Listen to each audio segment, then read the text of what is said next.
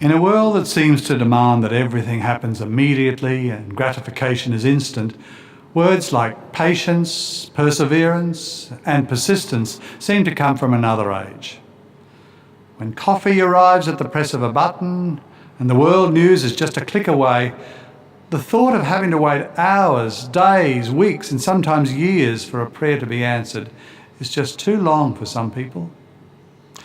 In today's gospel, when the widow seeks justice from the busy and distracted judge, she's not going to let his rejection or dismissal stop her in her quest for justice.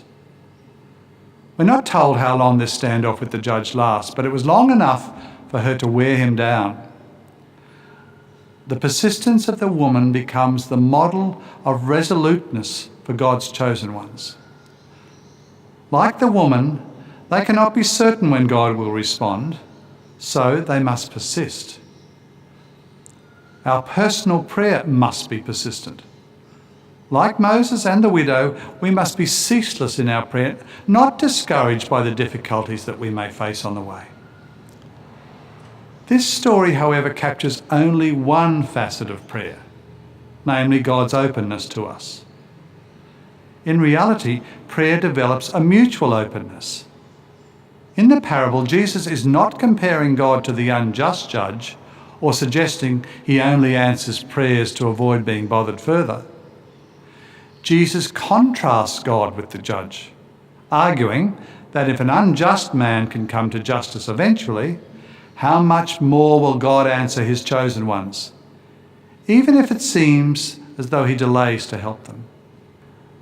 God has his own time, and his delay in judgment can give people more time to repent. Once again, Jesus encourages us to be persistent in our prayer and never lose heart. But wisdom and experience teaches us that the important values we cherish are not instantly available. They need time to mature and seep into our life so that they can take root and not be fleeting. The danger is that we give up too quickly, that we rest our case too easily. We have to be persistent. We have to be prepared to invest our time in our beliefs.